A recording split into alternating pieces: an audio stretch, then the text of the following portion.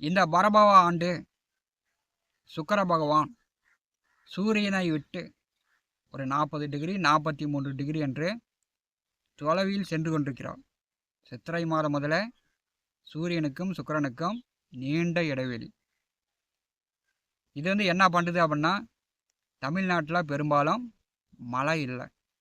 இது பார்த்திங்கன்னா விவசாயிகளுக்கு தான் பெரும் பாதிப்புகளாக இருக்கிறது. மேற்கே சூரியன் அஸ்தமனத்துக்கு பிறகு பார்த்தீங்கன்னாவே தெரியும், சூரியன் அஸ்தமனமாகி சுக்கிரன் எங்கே எவ்வளோ உயரத்தில் இருக்கிறார் என்று நீங்கள் கண்கூடாக பார்த்து தெரிந்து கொள்ளலாம். சூரியன் சுக்கிரனுடைய இடைவெளி இதுதான் பெரும்பாலும் தமிழ்நாட்டுக்கு மழை இல்லாததற்கு காரணம். கடந்த 2-3 ஆண்டு காலமாகவே குரு சுக்கிரன் சந்திர பகவானுடைய நோய் தாக்கங்களால் மக்கள் அதிகமாக மரணம் அடைகிறார்கள். இது எதனால் அப்படின்னா, மீனராசியில் பாவக்கோள்கள் நின்று கன்னிராசியை இயக்குகிறது. மீனராசியில் பாவகிரகங்கள் நின்று கன்னிராசியை இயக்கினால் இந்த மாதிரியான தொந்தரவுகள் வரும். ஏன்னா காலபுருஷனுக்கு 6ஆம் இடம் கன்னி. கன்னி 6ஆம் இடமாக இருக்கும்போது உடலில் வயிறு பகுதி தான் 6ஆம் இடம். காலபுருஷனுக்கு 6ஆம் இடத்தை பாவக்கோள்கள் பார்த்தா என்ன ஆகும் அப்படின்னா, சிறுநீரகம், கிட்னி இது பழுதாகி இப்போ கடந்த 2-3 ஆண்டுகாலமாக திடீர்னு ஏகப்பட்ட பேர் மரணம் அடைந்து விட்டார்கள். டயாலிசிஸ் பண்ணி கொண்டிருப்பவர்கள் ஏகப்பட்ட பேர். குரு சுக்கிரன் சந்திரன், சந்திர பகவான் அப்படின்னாலே உப்பு, குரு சுக்கிரன் அப்படின்னா இரத்தத்தில் ப்ரெஷர், சுக்கிரன் சர்க்கரை, இதெல்லாம் அதிகமாகும்போது தான் சிறுநீரகம் கிட்னி பாதிப்பாகிறது.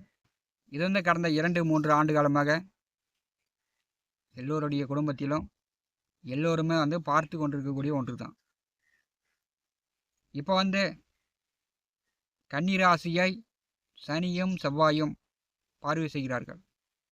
மேசராசி அசுவினி நட்சத்திரத்தை சனி பகவான் கடக்கும் வரை பெரும்பாலும் இந்த மாதிரியான பிரச்சனைகள் மக்களுக்கு வயிறு சார்ந்த பிரச்சனைகள் கூடுதலாக வரும்.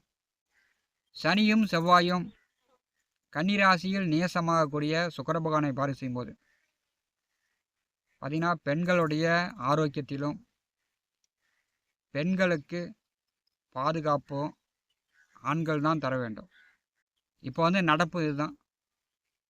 கடந்த கால நடப்பு வயிறு சார்ந்து சிறுநீரகம் கிட்னி சார்ந்து வியாதி அடுத்தடுத்த மரணங்களை பெரும்பாலும் பார்த்திருக்கிறோம். இப்போ கன்னி சுக்கிரனை செவ்வாயும் சனியும் பார்வை செய்யும்போது பெண்களுக்கு பாதுகாப்பு தர வேண்டும். அவரவர் உண்மையாக ஒழுக்கமாக இருந்தாலே பிரச்சனை இல்லை, குற்றங்கள் நடக்காது. இதை எல்லோருமே மனதில் நிறுத்துங்க. அப்புறமேட்டி ஜோதிட பலன்கள் பார்க்கலாம். சுக்கிரன் நேசமாக செல்லும்போது ப்ரெஷர், சர்க்கரை, கிட்னி பழுதானவர்கள், தினந்தோறும் மருந்து மாத்திரை சாப்பிடக்கூடியவர்கள் மருந்து மாத்திரை தொடர்ந்து சாப்பிடுங்க. உடல் ஆரோக்கியத்தில் கவனம் எடுத்துக்கொள்ளுங்கள். கன்னிராசியை சனியும் செவ்வாயும் பார்வை செய்கிறார்கள். கருப்பு சட்டையும் காக்கி சட்டையும் இணைந்து குற்றங்களை பெரும்பாலும் தடுத்து விடுவார்கள். அதில் எந்த சந்தேகமும் இல்லை. மிதுனம் ராசி அன்பர்களுக்கு நீச்ச கன்னி சுக்கிரன் பார்த்தீங்கன்னா 1 மாத காலம் சனி செவ்வாய் பார்வையில் சஞ்சாரம் செய்வார். மிதுன ராசி மிதுன லக்னத்தில் பிறந்தவர்களுக்கு சுக்கிரன் 5, 12ஆம் வீட்டு அதிபதி. உங்களுக்கு பூர்வ புண்ணியஸ்தானத்திற்கும் விரயத்திற்கும் அதிபதியானவர் சுக்கிரன். சுகஸ்தானமான 4ஆவது வீட்டிலே நேசமாகிறார். அது இயற்கையாகவே. மிதுன ராசி மிதுன லக்னத்தில் பிறந்தவர்களுக்கு பெரும்பாலும் பார்த்தீங்கன்னா உங்கள் கூட பிறந்தவர்கள் 4-5 பேர் இருந்தாலும் உங்கள் அம்மா உங்கள் மேலே பாசமாக பிரியமாக இருப்பாங்க. மிதுன ராசி மிதுன லக்னத்தில் பிறந்தவர்களுக்கு உங்கள் அம்மாவுடைய அன்பு அரவணைப்பு கூடுதலாக கிடைக்கும். அம்மாவுடைய சம்பாத்தியம் அம்மாவுடைய சேமிப்பு, அம்மா பேரில் இருக்கக்கூடிய வீடோ சொத்தோ நிலமோ அம்மா பேரில் இருக்கக்கூடியது உங்களுக்கு வரும்.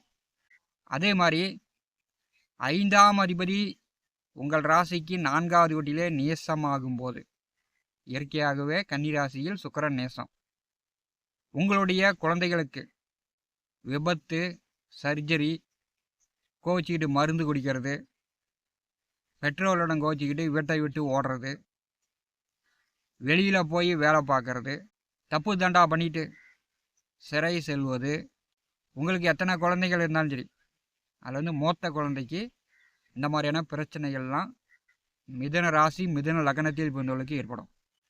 உங்களுடைய வீடு, இருப்பிடம், சொத்து வந்து சொந்த பந்தம் அல்லாதவர்கள் இடத்தில், அதாவது பங்காளிகள் இல்லாத இடத்தில் உங்களுடைய வீடு, உங்களுடைய சொத்து, உங்களுடைய இருப்பிடம் பெரும்பாலும் அமையும். மிதுன ராசி மிதுன லக்னத்தில் பிறந்தவர்களுக்கு பார்த்தீங்கன்னா 1 மாத காலம் 4வது வீட்டிலே சுக்கிரன் நேசமாக சனி செவ்வாய் பார்வையில் செல்வார். மிதுனத்திற்கு சனி வந்து அஷ்டம பாக்கியாதிபதி. சனியால் பெரிய அளவு மிதுன ராசி மிதுன லக்ன அன்பர்களுக்கு நன்மைகள் கிடையாது. ஏன்னா வந்து உங்களுக்கு உங்கள் அப்பா காலத்தில் கடன் வாங்கி வச்சுருவார், கடன் வாங்கி சொத்து வாங்கிடுவார், கடன் வாங்கி வீடு கட்டுவார், கடன் வாங்கி வண்டி வாங்கி வச்சுருவார். அதை வந்து நீங்கள் கடன் கட்டிக்கிட்டு இருப்பீங்க.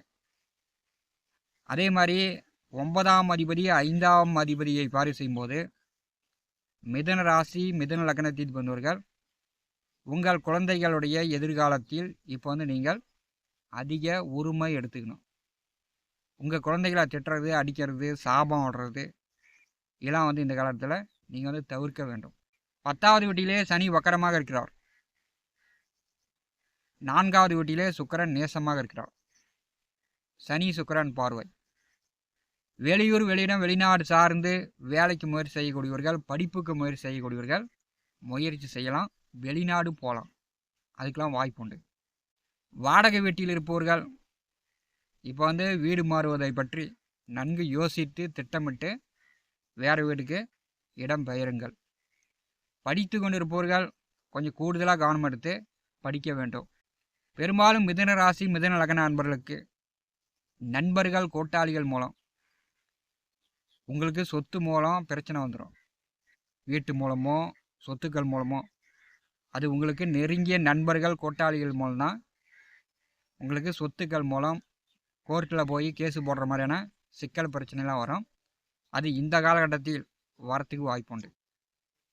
அடுத்த 1 மாத காலம் செவ்வாய் பார்வையில் சுக்கிரன் இருக்கும்போது நண்பர்கள், கூட்டாளிகள் மத்தியில், மாம மச்சனன்கள் மத்தியில் மிதுன ராசி மிதுன லக்ன அன்பர்கள் மிகுந்த கவனமாக எச்சரிக்கையாக இருக்கணும். இல்லைன்னா அவங்கள கொண்டு போய் இதுலேயே ஒரு சிக்கல்லாம் மாட்டி விட்ருவாங்க. அப்புறமேட்டு நீங்கள் காவல் நிலையம், கோர்ட்டு கேஸுன்னு அலைஞ்சிக்கிட்டு இருக்க வேண்டியதுதான். சம்பாதித்த பணத்தை வீண் விரைய செலவுகள் செய்ய வேண்டியதுதான்.